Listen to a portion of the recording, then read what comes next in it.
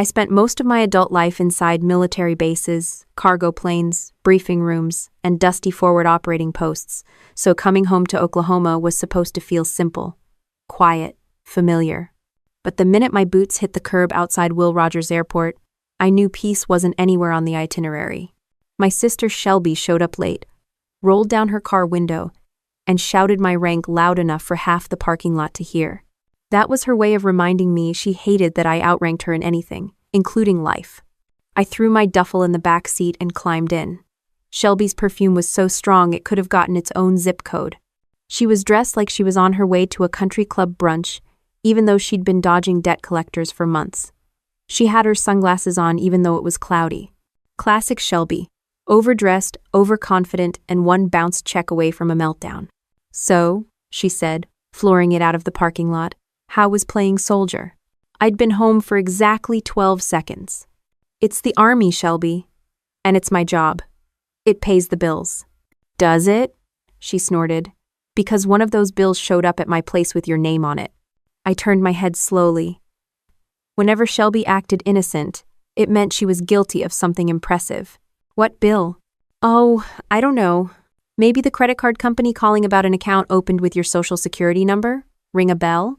My grip tightened on the seatbelt. I hadn't opened a new account. I'd been overseas for months, which meant only one person could have "Shelby," I said, "tell me you didn't use my information."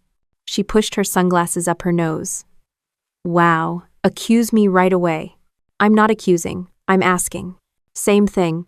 I stared at her until she cracked. "Fine, maybe I used your name for a small loan.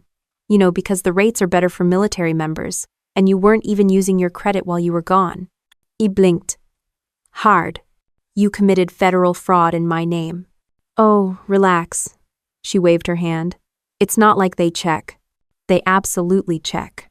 "Well, they shouldn't. It's invasive." I was convinced she lived in an alternate universe where consequences were optional and laws were just suggestions. "Shelby, do you realize what kind of trouble I could be in?" "Oh, please. You're such a drama queen now. A little paperwork never killed anyone," says the woman who hasn't paid her car note in 6 months. Her head snapped toward me. "You stalk my finances now? You posted about it on Facebook." She slammed her hand on the steering wheel. "You know what, Hannah? You always think you're better. Just because you run around the world in a uniform doesn't mean you get to judge me." End quote. "I'm not judging you. I'm asking you to stop ruining my life while you ruin yours." "Oh sure, poor Captain Hannah, hero of the nation, everybody clap." I inhaled, counting backward from 8, the way my therapist taught me after deployment. But nothing could have prepared me for what she said next. "Maybe I wouldn't need to borrow your name if Mom and Dad hadn't left everything to you." "They didn't leave everything to me. They split it evenly." "Yeah, well, your share was worth more." "Oh, that's not how shares work. It is when you're their favorite." We were 32 and 29 years old. Shelby still believed she was in some kind of childhood competition. I looked out the window at endless flat fields and rusted fences. The sky was heavy, holding in a storm. "Pull over," I said quietly. "No. Shelby, pull over."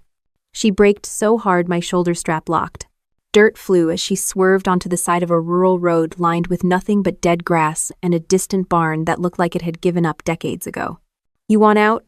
she snapped. "Fine." Before I could react, she snatched my phone out of my lap. Then she reached into my jacket, pulled my wallet, and tossed it into her purse. "Shelby, what the hell are you doing? You don't get to lecture me today. I'm done. You can't leave me here without my phone. I can do whatever I want. Aren't you the one always saying I need to be responsible for myself? Consider this practice." I grabbed the car door. "Shelby." But she leaned over, shoved me toward the open door. My boots hit dirt. She threw my Army ID at me like it was trash. It landed near my feet. "You want to be in charge of everything? Figure out your way home, Captain." "Shelby, stop. Don't do this." She looked me dead in the eye. Years of resentment boiling up in one cold stare. "Do whatever you want." She slammed the passenger door, floored the gas, and the car shot off, spewing dust into the air until she disappeared behind the curve of the road. The silence after her tires faded felt unnatural, like the world had suddenly muted itself. I stood there for several long seconds, trying to understand what just happened. I'd led soldiers through chaotic night raids and coordinated evacuations under fire, but nothing prepared me for being stranded barefoot in trust, abandoned on a road I'd driven down 1,000 times as a kid. I bent down to pick up my ID. A gust of wind pushed dirt over it. My rank, name, photo stared back at me, proof of a life I had under control until 5 minutes ago. I scanned the horizon. No cars, no houses, no cell phone, no wallet. My sister didn't leave me stranded. She left me helpless. I took a deep breath, grounding myself the way I was trained. Feet planted, shoulders steady, eyes scanning for threats or help or anything between. The air smelled like rain and dust, and in the distance a thundercloud rolled slow and dark. Then I saw it. A small, weather-beaten bus stop shack about 200 yards ahead, the kind that probably hadn't seen a bus since the Reagan administration. I started walking toward it, boots crunching dirt, mind cycling through every possible reason my sister had snapped like that. Money, envy, fear, maybe all three. As I got closer, I noticed I wasn't alone. A woman sat inside, still as stone, coat pulled tight, head lowered. Something about her posture was unusual, too deliberate to be random.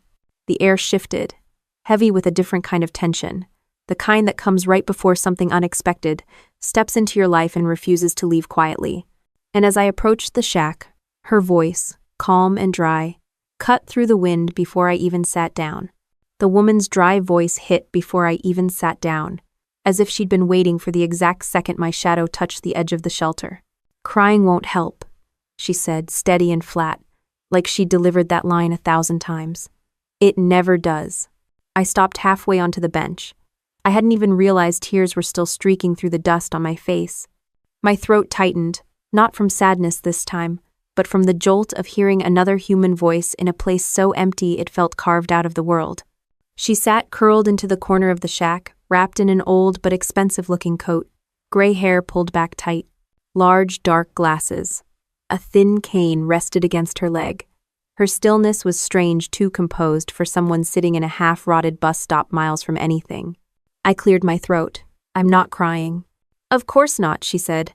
"Your breathing is just doing a dramatic impression of someone drowning." I stared at her. The wind rattled the metal roof above us. "Look, ma'am, I don't want trouble. I'm just trying to figure out how your sister could dump you in the middle of nowhere," she asked, turning her head slightly toward me. Judging by the silence after she sped off, she wasn't coming back. A chill rolled through me, and it wasn't from the wind. "How do you know she's my sister?" "I heard your little argument. The road carries sound. She has a sharp voice, the kind that thinks it deserves attention." End quote. I sat, partly because my legs were tired, partly because her tone didn't leave room to argue. A military convoy at full speed had less authority than this woman leaning on a cane.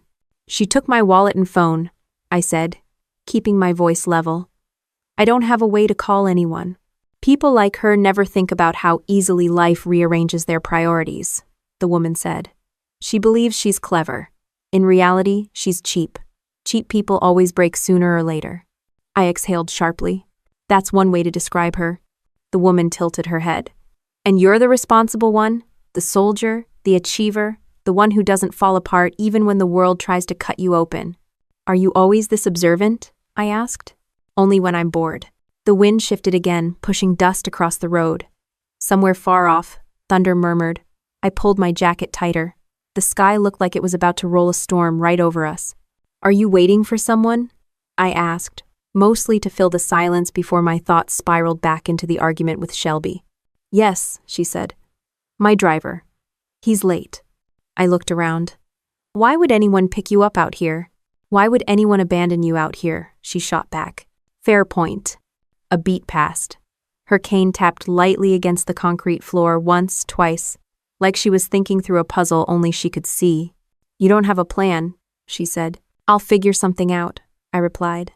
"No, you won't. You're injured." I looked down at myself instinctively. "I'm not injured." "Not physically," she said. "Your pride is fractured.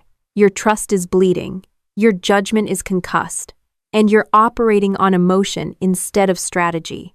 That's when people make their worst mistakes." I blinked. I wasn't sure if she was reading my mind or just very good at diagnosing strangers at bus stops. Who exactly are you? A woman who knows people, she said calmly. And you, Captain Cole, need someone who knows people. My heartbeat stuttered not from fear, but from the shock of hearing my rank.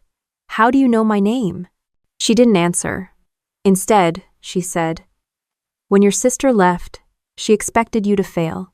She expected you to wander down this road in tears, hoping a miracle would show up and solve her mess. People like her count on others being too decent to fight back. I'm not planning to fight her, I said. Good, she replied. Plans made too early are sloppy. You're not ready yet. My pulse hammered. Ready for what? Just then, the sound of an engine approached a smooth, deep growl, like an expensive machine built to intimidate. The woman beside me lifted her chin slightly. That would be my ride, she said. A black SUV rolled around the bend, its headlights slicing through the lifting dust. It slowed to a perfect stop in front of the shack. A man in a sharp suit stepped out, opened the rear door, and stared straight ahead, not at her, not at me, but in a precise pose that screamed training. The woman pushed herself up with her cane. Act like you're with me. What? Why? Because you are, she said. Unless you'd prefer to wait out here for the storm with no phone, no money, and no witnesses if someone less polite than me shows up. That's not an answer, I said. It's the only one you're getting. End of 20. I hesitated for half a breath, scanning the empty fields, the dark sky, the long road with nothing on it but the ghost of my sister's tire tracks. My training told me to assess risk. My gut told me staying here was a worse idea than climbing into a stranger's luxury vehicle. My options were limited. My pride was already bruised. My trust, well, that was somewhere under Shelby's tires. I stood. Her driver swung the door wider. Miss Sloane, he said with a respectful nod. Everything is ready. End of quote. Sloane.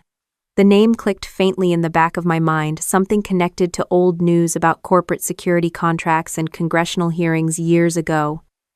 But before I could place it, the woman spoke.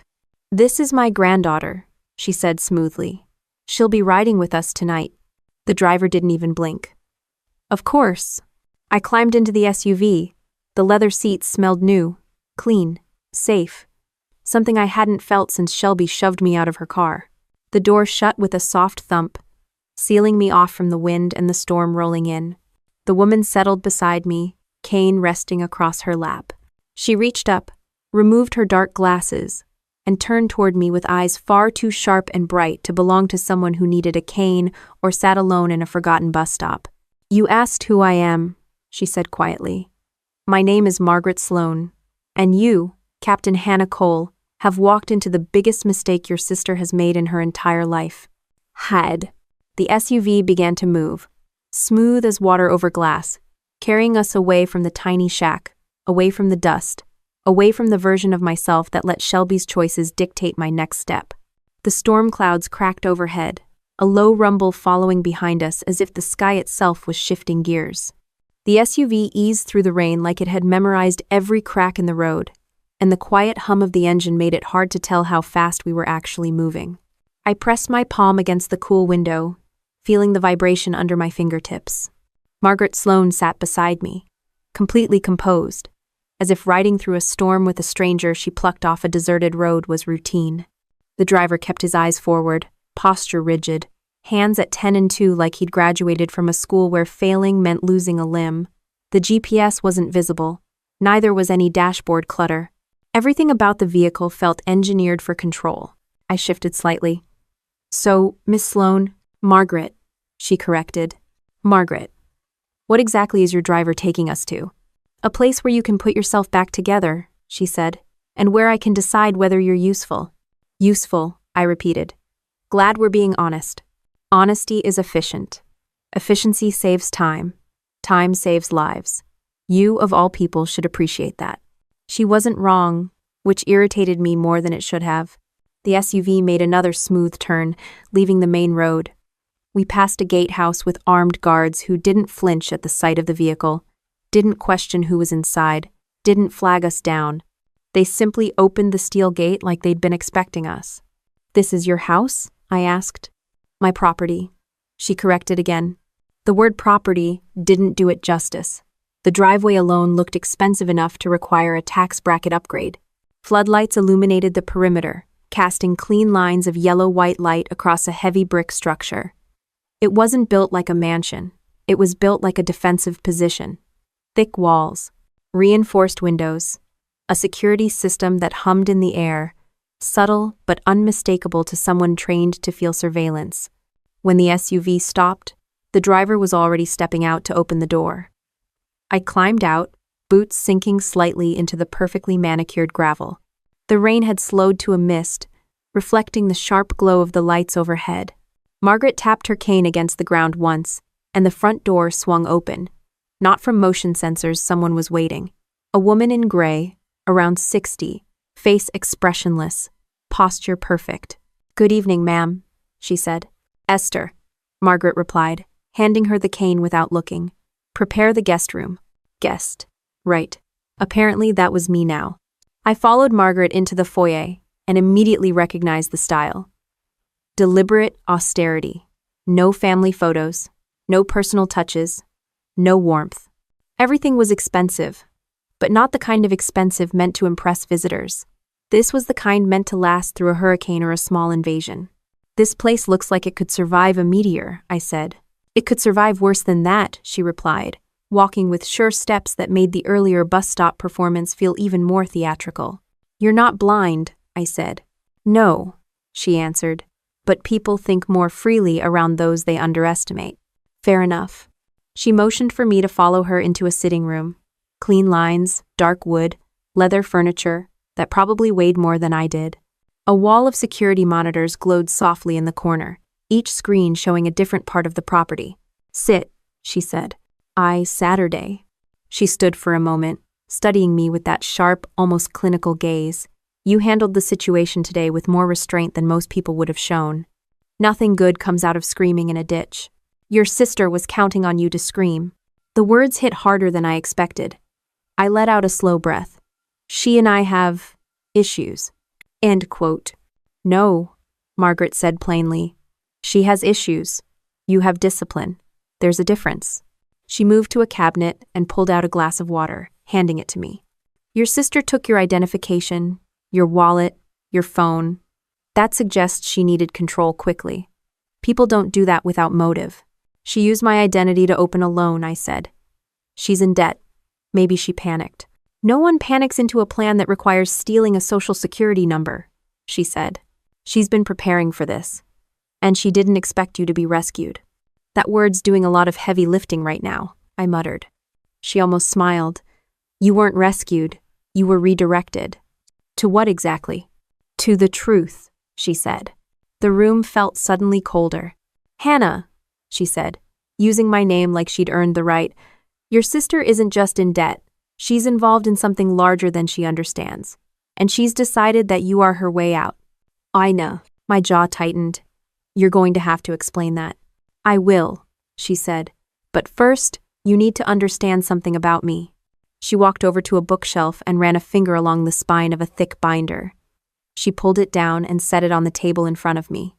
On the cover was a logo I recognized: Sloan Strategic Security. "Is this you?" I asked. "It was," she said. "I built one of the most effective private security firms in the southern United States. We provided protection for diplomats, CEOs, and congressional candidates. We handled logistics during hurricane evacuations. We recovered stolen military equipment. We have a track record of identifying threats before they become disasters." "And what does any of that have to do with my sister?" Margaret sat across from me, folding her hands. "During my work, I developed a simple rule. When someone goes to extreme lengths to hurt a family member, they're not acting alone. They're acting under pressure." "You think someone's pressuring Shelby?" "She's too selfish to orchestrate all of this by herself," Margaret said. "But she's the perfect person to use. She's desperate, impulsive, and resentful of your success. That doesn't mean she's part of some criminal operation." Margaret lifted an eyebrow. "She stole your identity for a loan. She stranded you in a vulnerable location. She took your documents. And she made sure you couldn't call for help. That's not desperation. That's intent." I swallowed hard. She wasn't wrong. Shelby had always been reckless, but this felt like something else, something orchestrated. Margaret stood. I want to help you, but I don't offer help for free. Every resource comes with a cost. What's the cost? You'll owe me a favor. One day. One I'll choose. Sounds vague. It is. And I'm supposed to trust that? Margaret gave me a long, measured look. Do you think you have better options tonight? No wallet, no ID, no phone, no car, no one to call. And a storm rolling in that would turn the back roads into swamps. No, I said quietly. I don't. Good, she said. Because the first step is simple. We're going to find out what your sister has already done. How? By going to your house, she said, her tone casual, almost gentle. And seeing what she thinks she's gotten away with. How? My heartbeat quickened not with fear, but with something sharper. The thought of facing Shelby again should have made my stomach twist, but instead it steadied something inside me. Not anger, not vengeance. Precision. Margaret tapped the table twice. A signal of sorts. The driver appeared in the doorway. Prepare the car, she told him. We're going to town. I rose from the chair, feeling the shift in momentum like gravity itself adjusting. Whatever Shelby had done, whatever was waiting at my house, it wasn't going to stay hidden for long. The headlights cut across my street as the car rolled to a quiet stop, and the familiar shape of my house came into view. My stomach tightened the same way it did during night patrols overseas, not fear, just that sharp awareness your body creates when danger might be hiding behind something that used to feel safe. The porch light was on, which made no sense. I always kept it off unless I was expecting someone, and I sure wasn't expecting what was waiting for me. I stepped out first. Margaret stayed in the back seat with the kind of stillness that made you forget she was there until she decided to speak. The driver, of course, moved like he'd memorized rehearsals for this exact scenario. But everything faded when I reached my front door. The locks were new, not changed by a locksmith I hired, not changed with my consent. Someone had drilled out the old deadbolt and installed a completely different system. Cheap but functional. It was the kind of lock someone gets when they want speed, not quality. My hand hovered over the knob. I didn't need a military briefing to know what this meant. She was fast, Margaret said calmly from behind me, her voice carrying through the porch air. People who steal usually are. She had no right to do this, I said. She didn't need a right. She needed an opportunity. And go into 6. Movement flashed across the small living room window, and then the door swung open. Shelby stood in the frame, wearing leggings, my old hoodie, and a smile she reserved for moments when she knew she held the upper hand. Well, look who wandered home, she said, voice bright like we were sisters in a sitcom instead of a fraud case. We were just talking about you. We? I asked. A man stepped beside her, tall, smug, shirt unbuttoned one notch too far. Her fiancé, Grant. A guy who called himself a real estate investor even though he mainly invested in things that weren't his money. Grant leaned one arm against the doorframe. Rough night, Captain? I ignored him. Shelby. Move. She crossed her arms. No. This is my house. Legally. That's my name on the mortgage, I snapped. Yes, she said, pulling out a folder like she'd been preparing for a court hearing. But you sold it to me 2 weeks ago. Turns out you're behind on your bills. Who knew? I stared at her, then at the document she held up. My signature was at the bottom of the page, neat, clean, and absolutely not written by me. That's fake, I said. She shrugged. Looks real to me. Behind me, the sound of gravel crunching grew louder. A patrol car parked at the curb. 2 local officers stepped out, adjusting their belts, moving with the stiff posture of men who already decided who the problem was and just needed to go through the motions. One officer walked up. Evening, we got a call. Of course you did, I muttered.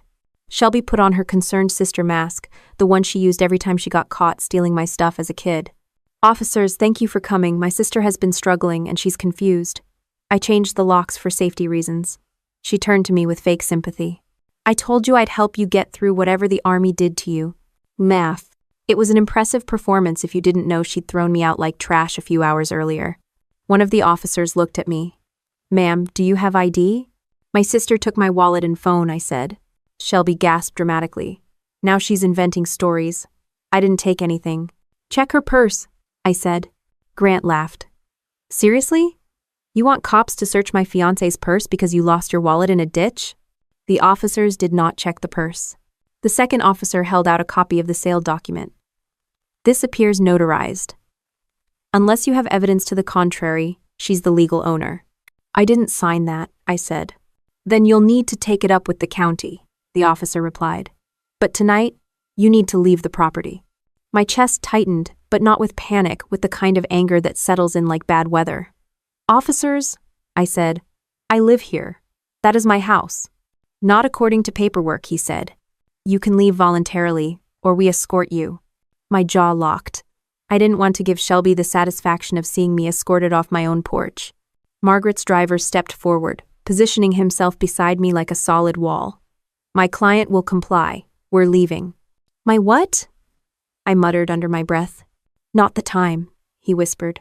Shelby leaned against the doorframe, twirling the necklace hanging around her neck.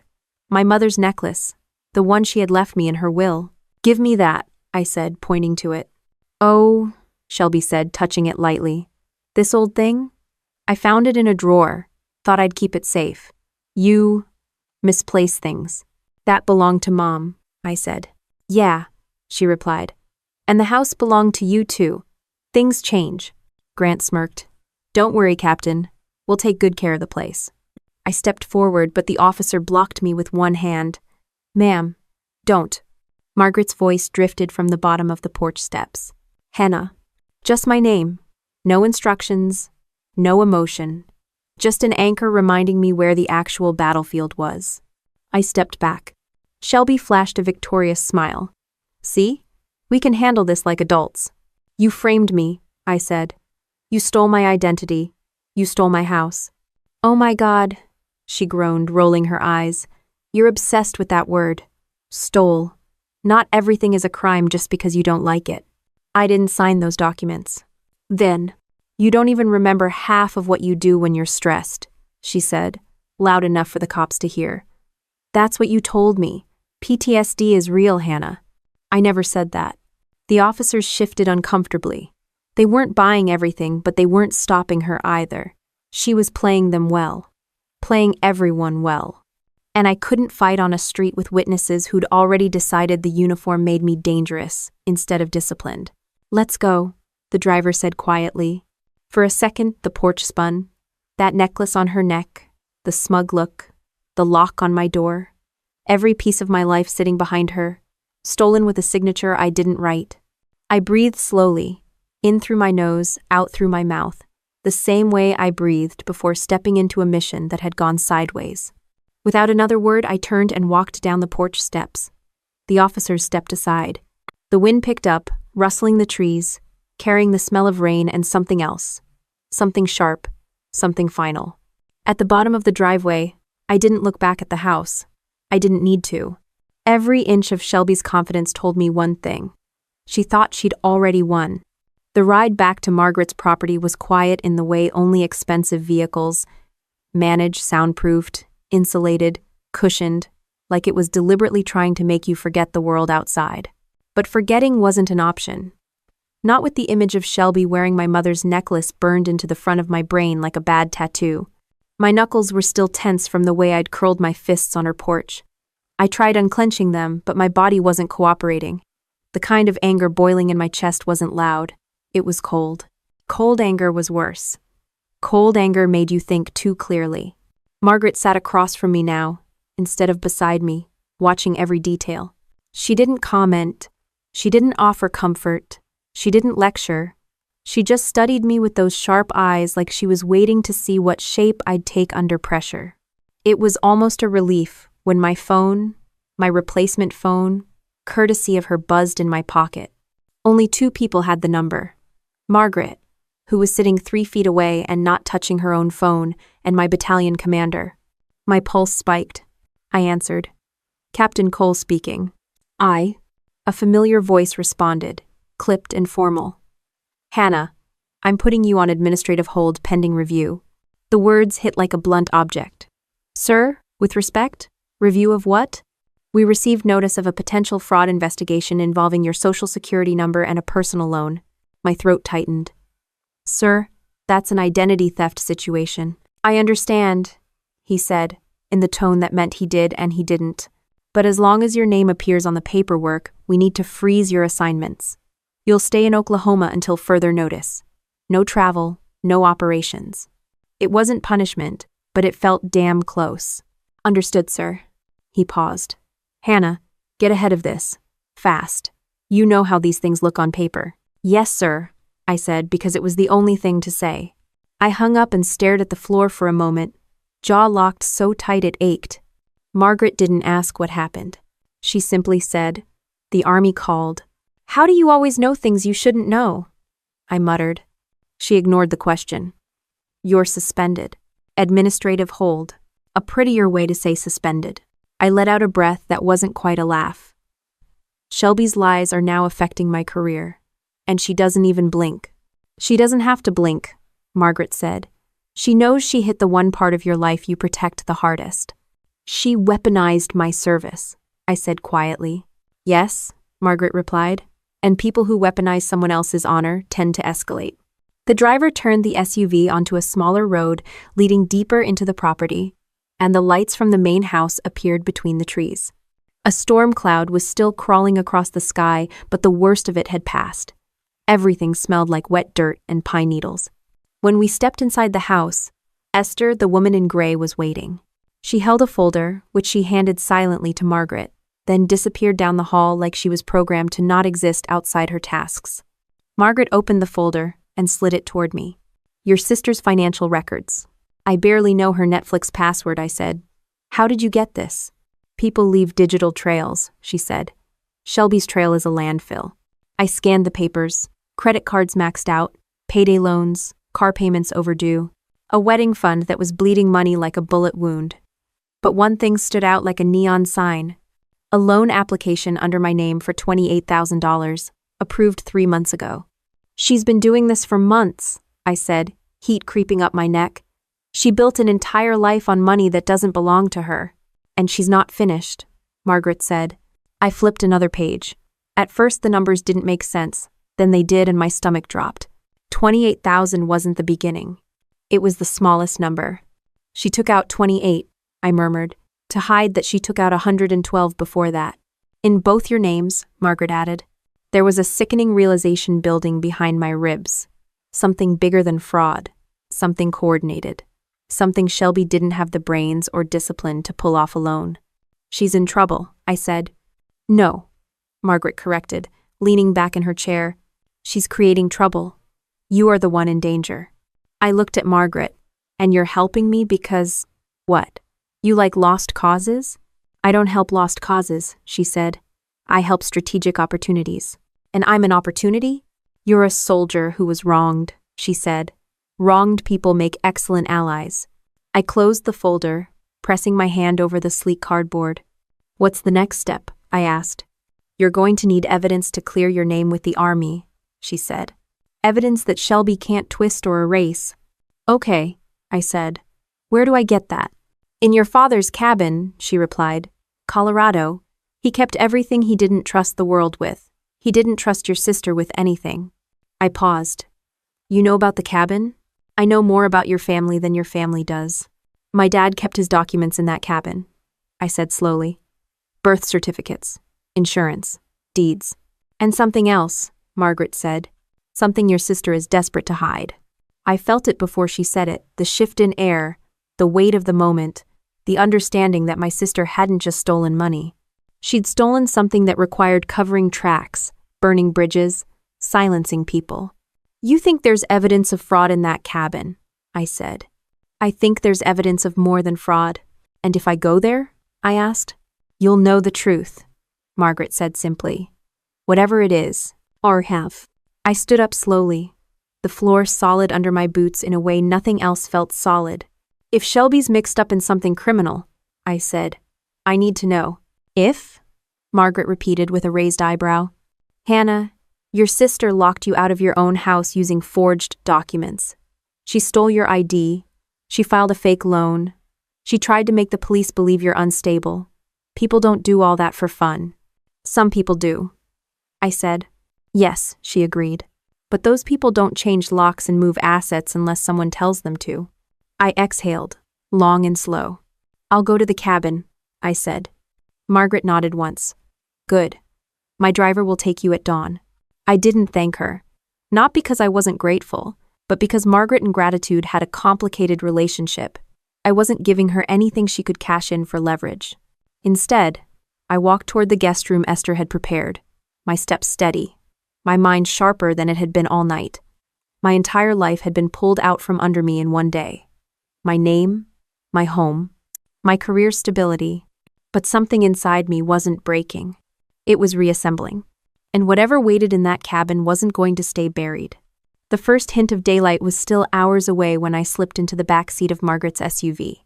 The air was cold enough to sting my lungs, and the kind of quiet that clings to rural roads before sunrise settled into my bones as we pulled out of the property. The driver didn't speak. He never spoke unless spoken to. I respected that about him. Some people fill silence because they're uncomfortable. Trained people use silence like currency. The road stretched out in long, empty lines, leading toward Colorado. I rested my elbow against the window and watched the dark fields pass by. Every mile took me further from the version of life I thought I had under control, and closer to whatever truth Margaret hinted at. About 2 hours into the drive, the sun finally began to bleed color into the sky. Thin lines of orange streaked across the horizon, cutting through the gray. The driver eventually pulled off the highway and onto a narrow road tucked between tall pines. The kind of road you only find if you know it exists. My father's cabin wasn't a summer retreat or some cozy Airbnb-worthy escape. It was a place he built with his own hands after my mother died. A stubborn structure, half grief, half determination. He used to say the cabin was the one place where lies couldn't breathe. Maybe that was why Shelby avoided it like poison. We rolled to a stop near the clearing. The cabin sat in the middle of the woods, quiet and unchanged. The wooden beams were weathered, but the place stood firm, exactly as he'd designed it. I stepped out of the SUV and took in the smell of pine, earth, and leftover winter. It grounded me for the first time in days. "I'll stay with the car," the driver said, finally breaking his silence. "You go when you're ready." I nodded and walked toward the porch, gravel crunching lightly under my boots. It felt strange being back, like visiting a memory instead of a place. The front door was locked, but the old spare key was still under the loose plank on the right side of the porch. My father trusted routine more than people. I slipped the key into the lock, twisted it, and stepped inside. Dust floated lazily through the morning light slicing between the wooden slats. The air smelled like cedar and the faint remnants of the coffee he used to brew way too strong. Nothing had been touched. At least, nothing obvious, no forced entry, no overturned furniture. My father always kept his documents in one place, the small storage room he reinforced after a break, in 20 years ago. I walked past the old couch and the stone fireplace, heading straight for that room. The heavy door creaked as I pushed it open. A metal filing cabinet stood against the wall, locked, but the key was stored in the same drawer as always. I slid it in, turned it, and pulled the cabinet open. Folders, stacks of them, deeds, insurance papers, bank statements, everything exactly where he left it. I reached for the file labeled Property Cole Family, and that's when I saw it. A second folder tucked behind it, thicker, newer, and marked in my father's handwriting. Shelby, confidential. My stomach tightened. I lifted the folder, placed it on the table, and opened it. Inside, photocopies of checks made out to Shelby that had bounced. Letters from debt collectors. A copy of a police report she filed years ago false, claiming the cabin belonged to her. My father had handwritten on the page, "Lying again. Needs professional help." There was more. A signed affidavit from a neighbor stating Shelby tried to sell an ATV she didn't own. And then a document that made my heartbeat stumble, a financial report showing wire transfers from an account linked to a local city official. The amounts increased each month. I didn't want to believe what the paper implied, but the numbers were clear. Shelby wasn't just in debt. She was tied to someone with far more to gain from manipulating property lines and ownership records. A soft thump echoed behind me. I froze, then turned. The cabinet drawer I hadn't touched had slid open slightly, like something inside had shifted.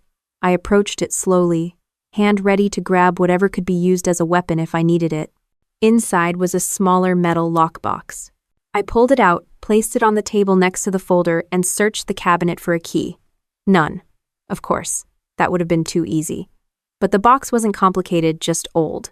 I grabbed a screwdriver from the shelf and tapped the hinge twice. The metal gave way with a sharp snap. Inside were 2 passports. New. Crisp. Shelby's name on both. One was her actual passport. The other had a different name but her picture. A second identity. Not a fake ID. A real passport. Issued under a different alias. I lifted it carefully. My father had written on the inside flap, "Found in her car. No idea why she needs to. Dangerous." Under the passports were 2 plane tickets printed a year ago. One to Belize, one to Costa Rica, one way, both under Shelby's alias. My chest tightened. My head buzzed with the kind of clarity that comes from anger mixing with cold understanding. Shelby hadn't stumbled into trouble. She'd been planning to run. And she'd been doing it with someone who could forge government documents, someone with access, someone who needed a scapegoat, someone like the city official whose signature appeared on the financial papers. I sifted through the rest of the box and found withdrawal slips, large amounts, far larger than anything she could afford to pay back. The money trail wasn't random, it had a pattern, a deposit from the official, a withdrawal by Shelby, a smaller deposit into a second account under Grant's name. Grant. Of course Grant was involved. I closed the lockbox slowly, pressing my palm against the cool metal, as if the warmth from my skin could stabilize the storm inside me. I looked around the cabin again. My father had known something was wrong. He saw it long before I did. The wind pushed against the cabin, rattling the windows. A bird took off outside, wings beating hard. For a moment, the whole place felt alive with the weight of the truth sitting right in front of me. The floorboard behind me creaked, just the old wood settling, nothing more, but it jolted something awake in me. I wasn't here for nostalgia. I wasn't here to cry over old ghosts. I was here to get evidence. And I had it. Every document in that lockbox was enough to prove Shelby had been manipulating finances long before I came home. Enough to prove she was tied to something organized. Enough to prove she planned to leave the country and needed someone to take the fall before she disappeared. I gathered the lockbox, the folder, and my father's notes, stacking them into a pile. If my sister thought she'd buried her tracks by stealing my identity and locking me out of my house, she hadn't counted on one thing. My father never threw anything away. I stepped outside into the cool morning air with the evidence in hand. The sky had lightened to a pale blue, casting long shadows across the trees. The driver stepped out of the SUV as soon as he saw me approach, his expression unreadable. "You got what you needed?" he asked. "More than that," I said, because now I had proof. And proof is the one thing lies can't outrun. The weight of the lockbox and folder sat heavy in my lap as the SUV hummed down the mountain road, but it wasn't the metal or the paper that made my chest feel tight. It was the realization that every worst suspicion I'd tried to avoid about Shelby was real and somehow still not the whole picture. The silence in the car wasn't tense, just steady, like the driver knew better than to interrupt whatever was happening behind my eyes. As the forest thinned and the road opened into long, straight stretches of asphalt, I pulled out my phone and stared at the dark screen. Only 2 names lived in this device: Margaret and the Army liaison, who had delivered the administrative hold. What I needed was someone outside the mess, someone who knew me before deployments, before rank, before this spiraled. One name surfaced: Claire, my closest friend from high school, the kind of person I used to trust until adulthood scattered us into different corners of responsibility. We hadn't talked in months, but when we did, it was always easy. She wasn't involved with Shelby. She never liked her. That alone made her a safe place to land. I dialed her number. It rang twice. "Hannah?" Her voice sounded warm, surprised, exactly like the person I remembered. "What's going on? You okay?" "I'm not great, but I'm breathing." I forced out a dry exhale. "I need help, Claire, real help." "Then you called the right person. Whatever you need." "I've got documents," I said, my voice low, the kind of low that comes from being pushed too far. "Real evidence. Shelby's been forging my signature, stealing my identity, tying herself to some city official, and that's just the start." Claire didn't interrupt. She let the words land. I can't bring this to local police yet, I said. They already think Shelby's the victim. I need someone who can hand this off to the right federal hands. Quietly. You mean like a lawyer? Or a journalist, I said. Or someone with enough reach to make sure the truth doesn't disappear into a shredder. Another pause. Hannah, bring everything to me. I know someone who works with a federal investigator in Denver. Someone trustworthy. Relief flickered in my chest, short-lived, but enough. Okay, good, we'll meet in 3 hours. I'll text you the address. Whatever this is, Claire said softly, we'll figure it out. Her voice grounded me. For the first time in days, I felt a thread of something close to calm. When the SUV pulled back into Margaret's property, the sun was high enough to burn off the morning chill. I stepped out with the folder tucked under my arm. The driver reached for the lockbox, but I shook my head. I've got it. He nodded once and walked ahead to open the door. Inside, Margaret was already seated at the long table, coffee steaming in front of her. Her posture didn't shift when she saw me, but her eyes did. Just briefly. You found what you were looking for. Ew. I found more than I wanted to. That's usually how truth works. I set the folder and lockbox on the table. I need to get these to someone who can move them up the ladder. I assume you have someone in mind. A friend, I said. Someone who isn't connected to any of this. Margaret lifted an eyebrow. Friends are unreliable allies. She's reliable. You hope she is. I clenched my jaw. She's the only option I trust right now. Margaret leaned back slightly. Very well. But take one of my drivers. Discretion will matter. I nodded, grabbed the documents, and headed outside with a different driver. One younger, sharp-eyed, expressionless in the way people get after too many years in jobs they can't talk about. The drive to Denver was quiet but not tense. I watched the landscape shift outside the window, open fields, small towns, mountains rising like dark shapes in the distance. We pulled into the parking lot of a cafe in a busy part of town. I spotted Claire sitting on the patio, wrapped in a light jacket, her curly hair tied up, sunglasses perched on her head. When she saw me, her eyes softened, and she rushed over. Hannah. She hugged me tight. God, it's good to see you. You too, I said, managing a small smile. We sat at a table tucked away from foot traffic. I placed the folder and lockbox between us. This is all of it, I said. Everything that ties Shelby to fraud, a second passport, financial deals with a city official. I need someone who can assess this without getting tangled up with local politics. Claire nodded, flipping through the folder with the careful efficiency of someone who knew how to handle information with weight. She stopped several times, eyebrows pulling together, but didn't ask questions yet. This is a lot, she finally said, and I know exactly who to take it to. She pulled out her phone. I'll text him. He'll meet me later today. That fast?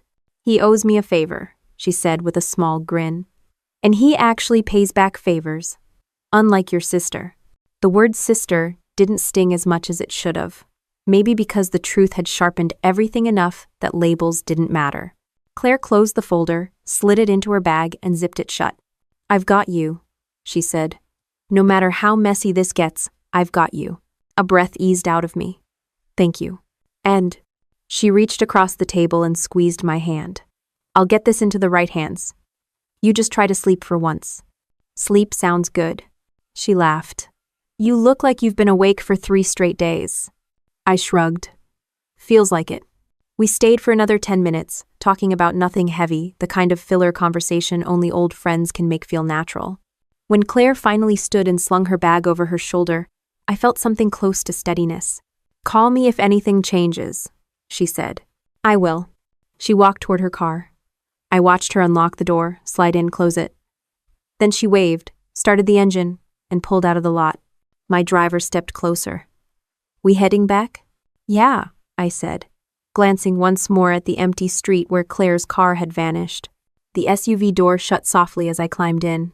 The ride back to Margaret's property was calm at first, but as the mountains faded behind us and the plains stretched out ahead, something cold crawled up my spine. A feeling. Instinct. Military intuition that shows up when the pieces don't sit right. By the time we turned onto the long road leading to Margaret's gate, my heart was beating harder, not from fear, but from the kind of realization that arrives too late to stop the impact.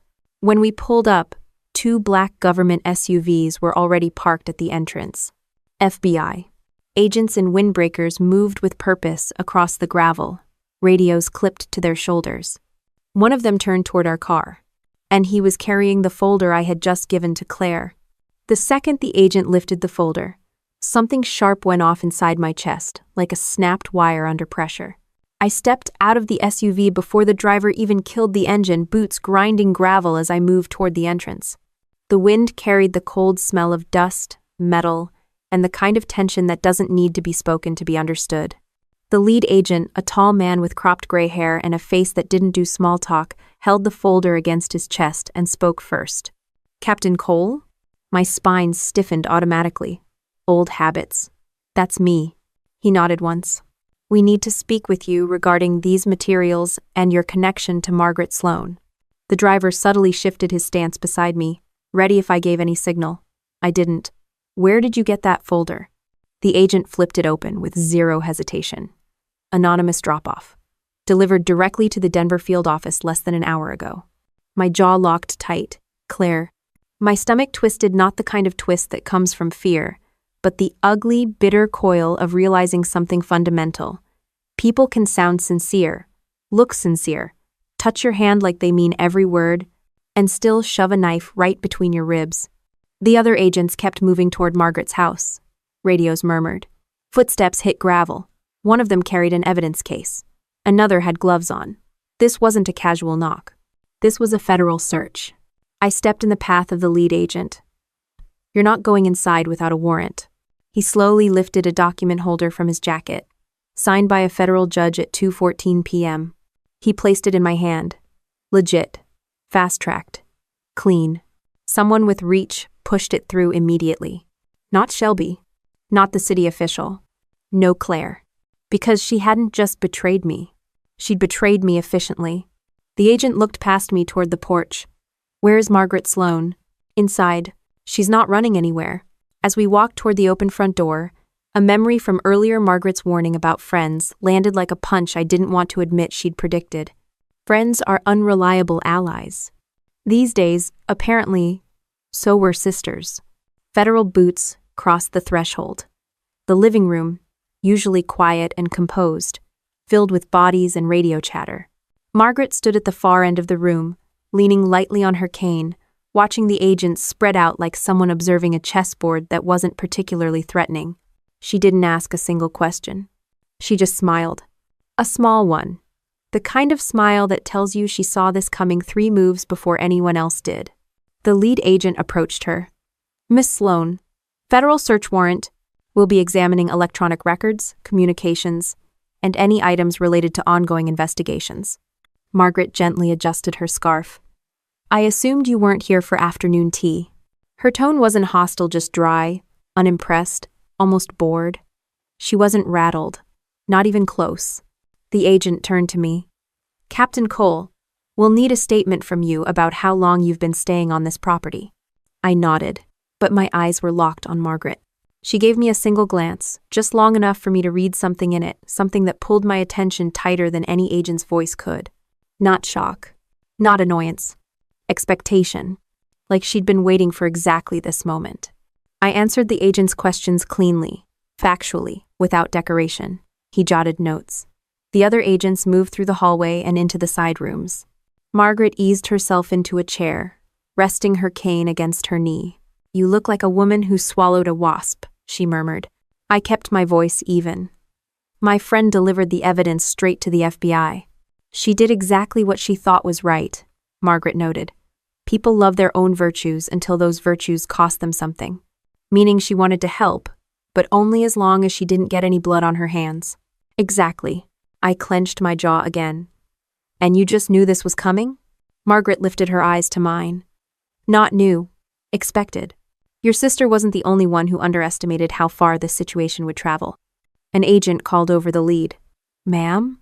There's a safe in the back study. We'll need access." Margaret waved a hand. "The code is 12749. Don't scratch the paint."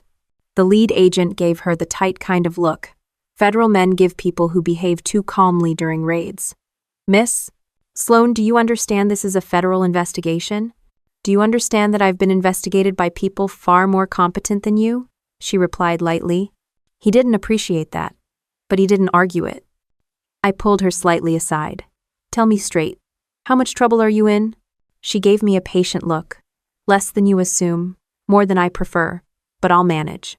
You always say that like it's a joke. Because to me it is. I shifted my weight. This search, this isn't random. Of course not. Margaret smoothed a wrinkle in her sleeve. And it's not about me. I stared at her. It's about me. She didn't confirm it with words, but she didn't need to. The agents combed through files, hard drives, drawers. They found nothing illegal, not yet anyway. After an hour, the movement slowed, and the urgency cooled into routine. The lead agent returned.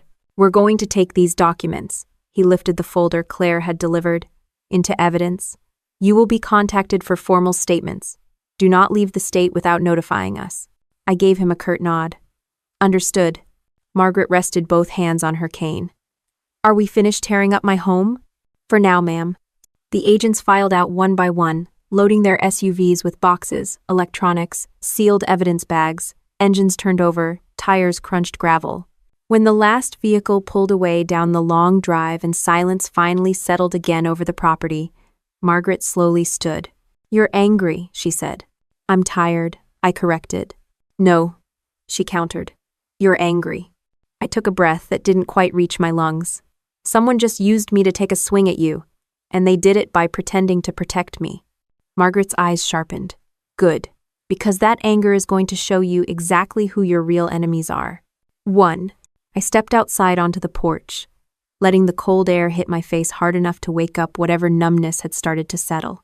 The gravel path stretched out toward the horizon, empty again, no federal lights or movement, just the long, quiet strip of land. My phone buzzed. One text. From an unknown number. We need to talk. Don't trust anyone around you. Clad.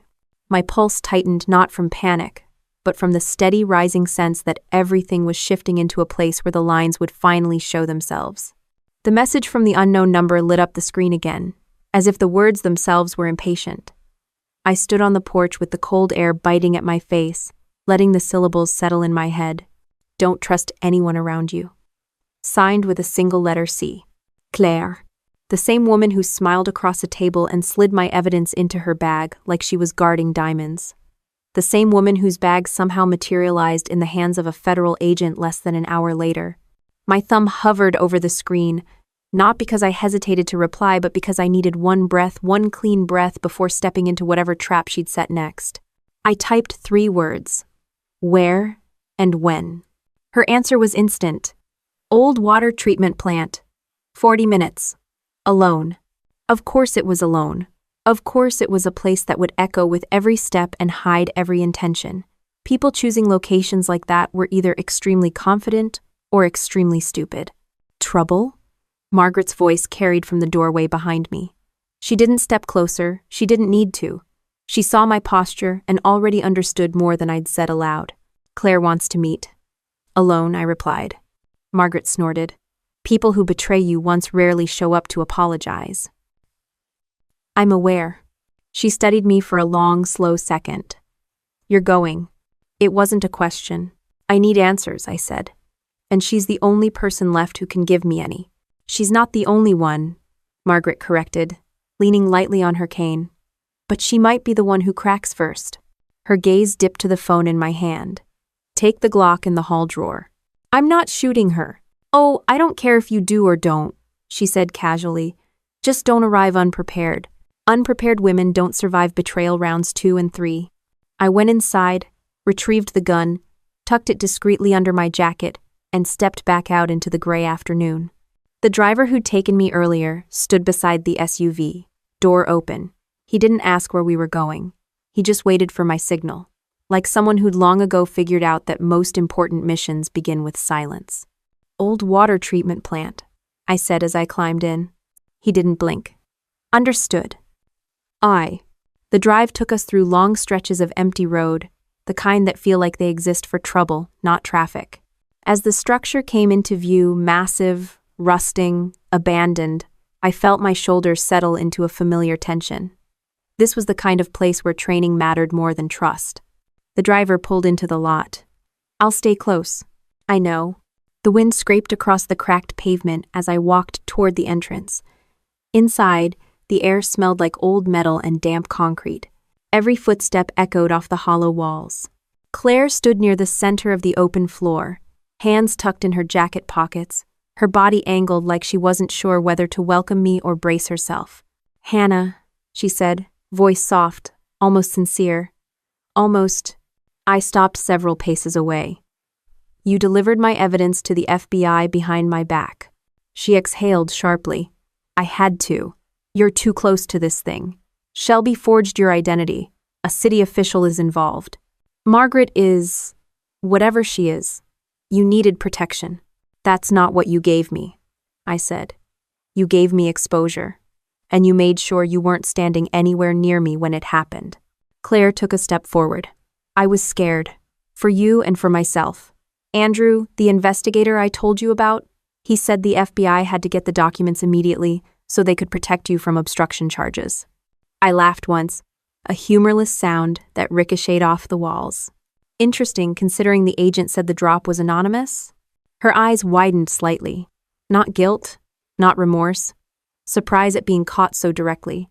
"Hannah, listen," she said, hands raised. "Andrew said anonymity was safer for both of us. If local officials saw my name anywhere near the documents, I'd get dragged into this mess too." That part tracked. Cowards often justify betrayal by calling it self-preservation. "What's the real reason you dragged me here?" I asked. She hesitated, chewing her lip like she used to in high school before admitting something petty. "Andrew wants you to come in for a controlled statement.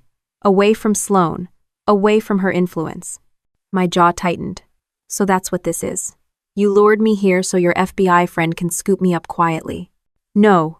She stepped closer, too close. "I swear I didn't call them.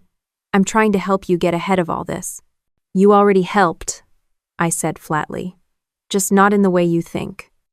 Oh, her expression shifted, something flickering behind her eyes. A realization. A crack. She fumbled in her pocket and pulled out her phone, turning it toward me. "Hannah, look," she said urgently. "I got this 15 minutes ago." On her screen was an email. Anonymous sender. 3 lines. "Drop Hannah Cole. Walk away. Or your family pays first." My breath caught, sharp and cold. "That wasn't from me," Claire said quickly. "Someone is watching everything I do. Someone way above Andrew." I stared at the screen, my pulse steady but heavy. The message was short, efficient, and not something a small-town official would bother sending. This was leverage from someone higher, someone who had a lot to lose.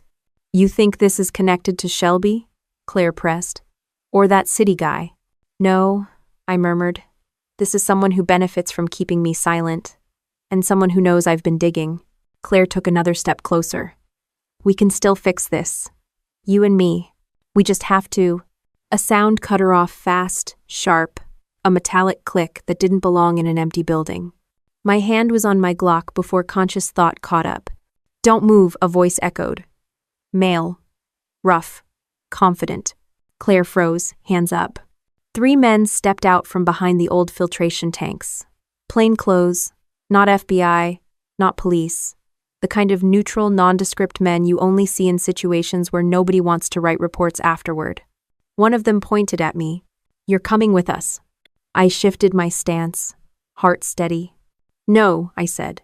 The man's hand twitched near his jacket. "Last chance." The air thickened, the concrete smell sharper. The space weighted like tension had its own gravity. Then a single engine roared outside the building, shaking dust from metal beams. Tires screeched. Someone ran up the side entrance.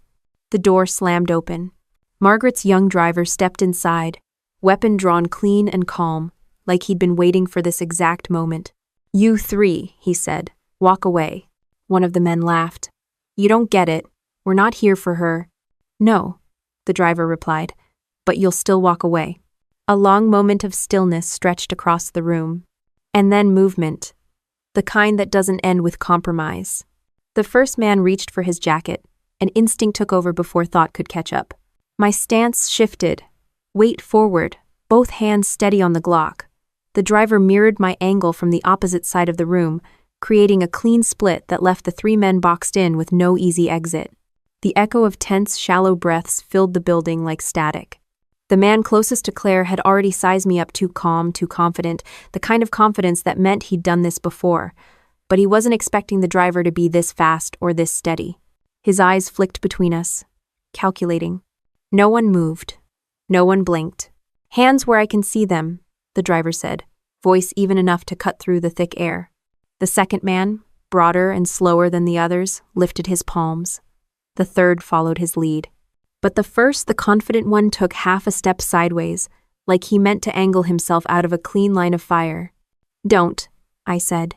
He froze. The driver nodded at me, then jerked his chin toward the exit. "You three are leaving. No weapons, no phone calls, no messages. You didn't see her, and you sure as hell didn't find what you came for." The confident one smirked. "You think you can stop?" "I don't need to stop anything," the driver said. "I just need to delay you long enough for the next step." The man's smirk faltered, and the shift told me everything. They weren't freelancers. They belonged to someone higher, someone who didn't want paperwork, and the driver knew the chain above them. Finally, the confident man lifted his hands. "Fine." The three of them backed toward the exit. When they crossed the doorway, the driver kicked the metal frame hard enough to slam it behind them. He moved instantly, sliding a heavy steel bar across the latch. "They won't take that kindly," Claire whispered. "They don't have to," the driver said. "They just need to take the hint." He holstered his weapon and looked directly at me. "Margaret said you'd need an exit." I kept my voice low.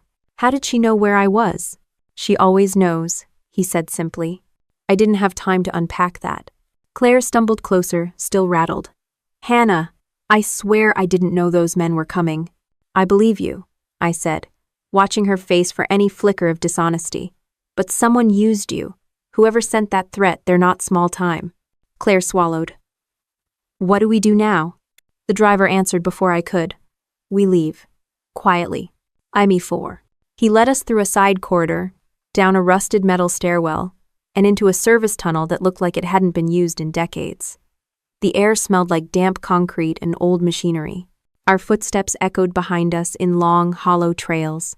When we reached the far end, a small service hatch opened into a brush-covered ditch behind the plant. A black SUV waited, engine running. The driver opened the back door. "You two first." Claire slid in without argument. I followed, settling into the seat as the vehicle pulled away from the ditch and merged onto the back road. My pulse finally began to slow, not because the danger had passed, but because it had shifted into something I finally understood. Someone powerful wanted me quiet. Someone who wasn't Shelby, wasn't the city official, wasn't Claire.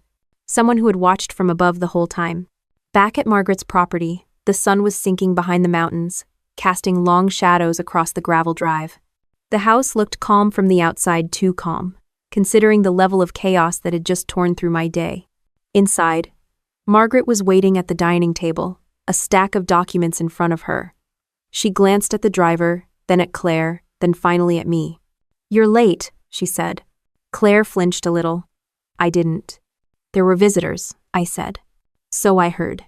She opened one of the folders with the same casual precision she'd shown during the federal search. "Sit." We took our seats. The driver remained by the door like a silent guardrail. Margaret slid one of the documents toward me. "Before you say anything, read this." I picked up the paper. It was an unsealed federal brief. Not a warrant, not a subpoena, a report. A report listing every transaction, deal, bribe, and under-the-table payoff tied to Deputy Mayor Randall Pierce, the same official Shelby had been circling for months. My chest tightened. "This is everything." "Everything and more," Margaret said. "Pierce wasn't just corrupt, he was sloppy, and he tied himself to people who assumed his protection made them untouchable." "Shelby," I said. "Shelby. And your sister. And whoever those three men worked for." Her tone dropped lower. "But the real puppeteer is Pierce." I slowly set the paper down. "Why did he want me silenced?" "Because your name was forged on half the documents that would bury him." Margaret sipped her tea, unbothered. "If he killed the paper trail and the scapegoat at the same time, he'd walk free." Claire stiffened beside me. "But if the FBI has some of this, why haven't they arrested him?" "They have pieces," Margaret said. Not the whole puzzle. And certainly not enough to survive when Pierce starts buying off the right hands. Claire swallowed. So what do we do? I leaned back in my chair, letting the weight of the moment settle. In front of me was the first clear path through the hell I'd been dragged into. The evidence Margaret collected wasn't just useful, it was decisive. And in the right hands, it would collapse everything Pierce built. I take it public, I said. Claire blinked. Public how? A press conference? No, Margaret said. Not public enough. She reached into another folder and slid out a clean, simple flash drive. You take it federal, past Denver, past the state, straight to the Inspector General for the Department of Justice. They like cases with teeth. And they don't care whose career ends in the process. I took the drive in my hand. It felt small. Too small for what it represented. And your part? I asked her. Margaret's smile was thin. My part ends the moment Pierce falls. After that, I have no more interest in this circus. I nodded slowly. The driver stepped forward. I'll get you to the airport. I rose from the chair. Claire stood with me. I'm coming, she said. I considered her, really considered her. The fear in her eyes wasn't selfish this time. It was loyalty, scraped down to the bone. Fine, I said, but you're staying behind me. Margaret tapped her cane twice on the floor.